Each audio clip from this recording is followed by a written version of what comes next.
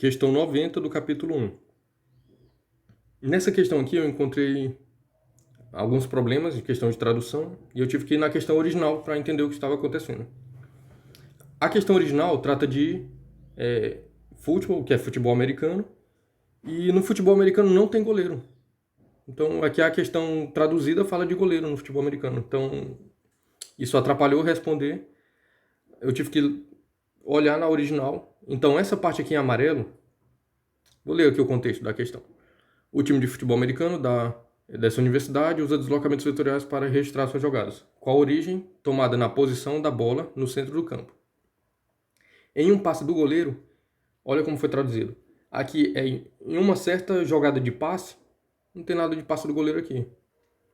Aí fala um lateral, só que aqui na frente da questão também vai falar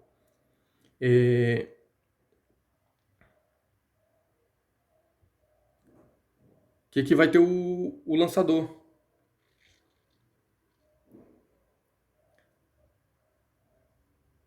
Só que eu peguei essas duas traduções e coloquei aqui, ó.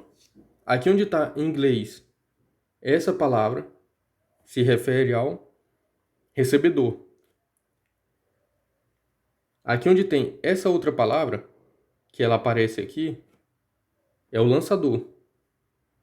Então, a que distância e em que direção o lançador, essa tradução ficou correta, certo? Mas a do recebedor, que tem aqui e aqui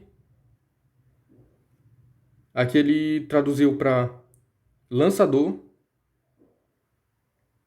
ele traduziu para lateral, o que está errado. Deveria traduzir para recebedor. Aqui ele traduziu corretamente, ó, recebedor, recebedor. Então tá vendo, a mesma palavra que tem aqui e aqui, ele traduziu uma para lateral e a outra para recebedor. Aqui ele colocou goleiro, que não existe goleiro nesse jogo. Então ficou uma confusão grande, mas eu consegui ler várias vezes aqui e entender o que estava acontecendo, né? Então é só tratar desse jeito aqui. Não tem lateral. Aqui é o recebedor. Da mesma forma que aqui fala de recebedor. E o lançador não é o goleiro. Não tem goleiro. Agora sim, eu tentei tirar essa confusão, agora dá para resolver. Então esse time usa deslocamentos vetoriais com origem da tomada na posição da bola no centro de campo. Então, em uma certa jogada de passe, um lançador começa em +1 na direção de I, -5 na direção de J, onde as unidades são metros, I é para a direita e J é campo adentro.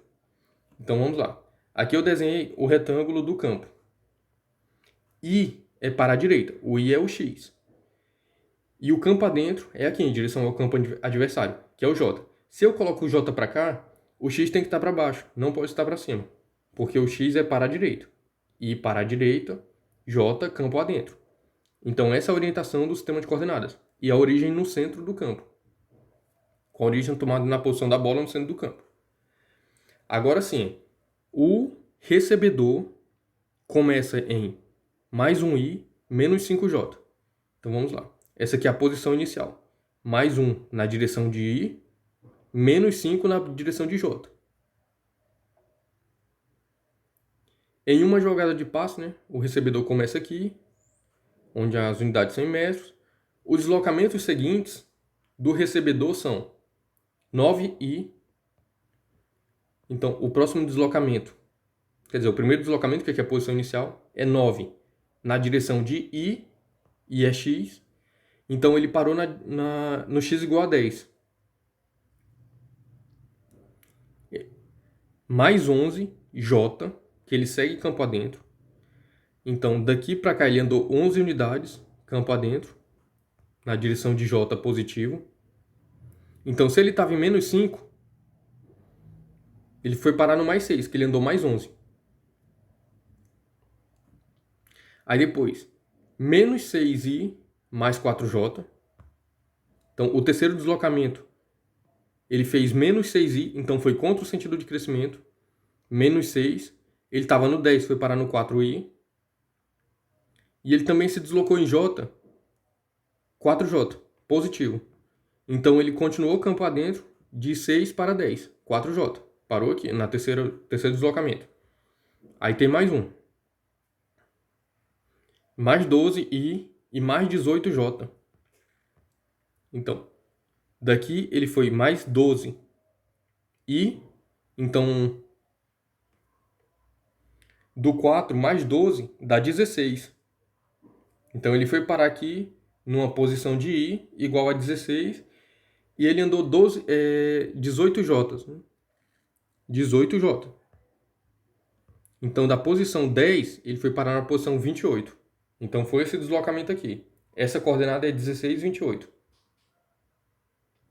Pronto. Esse daqui é o que o recebedor fez. Enquanto isso, o lançador... Olha só. Enquanto isso, o lançador foi direto para a posição menos 7j. Então, ele começou aqui na origem do campo, ele foi para menos 7j, sem deslocar em i. Então, essa é a posição do lançador. Aqui é a distância e em que direção o lançador deve lançar a bola para o recebedor, né? Então, a pergunta é, para a bola sair daqui e chegar até aqui, então, qual é a distância desse vetor e em qual direção desse vetor em roxo que eu acabei de colocar? Como técnico, você será aconselhado a fazer um diagrama da situação antes de resolvê-la numericamente. Então, fiz o diagrama. Isso tudo aqui foi só para entender o que a questão pede. Então, eu tenho esse vetor, tem essas duas coordenadas, e quero o módulo e a direção. O vetor eu obtenho fazendo a coordenada final menos a coordenada inicial. 16, 28 menos 0 menos 7 dá 16, 35. É dado em metros, é a questão disso. Então, 16 metros em x positivo, 35 metros em y positivo. Tá aqui, ó. X é positivo para cá, y é positivo para cá. Tudo certo. Agora eu quero a direção. Eu desenhei ele na origem agora. 16, 35. X, y dado em metros. E agora, eu preciso de um ângulo que localize o vetor D. Eu fiz... Aqui eu coloquei também, representei o versor de X. Na verdade, eu poderia colocar aqui o versor de I, já que eu estou trabalhando com IJK. Mas o IJK e o versor de X, versor de Y e vetor de Z são as mesmas coisas. Então aqui eu faço o produto escalar entre o vetor D e o versor de I, que é igual ao módulo de D vezes o módulo de I vezes o ângulo entre o cosseno do ângulo entre eles, que é o cosseno desse ângulo aqui. Então, o módulo de I é 1. O módulo de D a gente calculou, que é 38,45. Tá aqui 38,48, na verdade.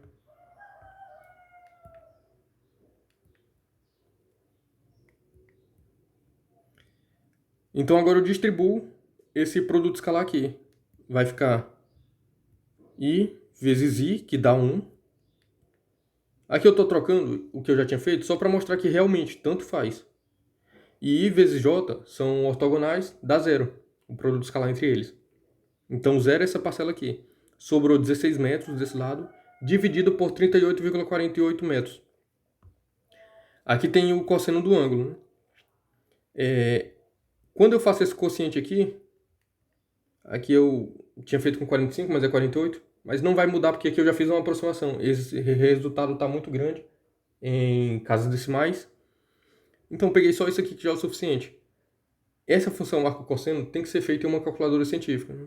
É muito inviável fazer isso à mão. Então, a função arco-cosseno me retorna 65,41 graus. O ângulo que eu encontrei está desenhado aqui. 65,41. Então, essa informação junto desse desenho dá a direção. E agora isso resolve completamente essa questão, que foi bem confusa.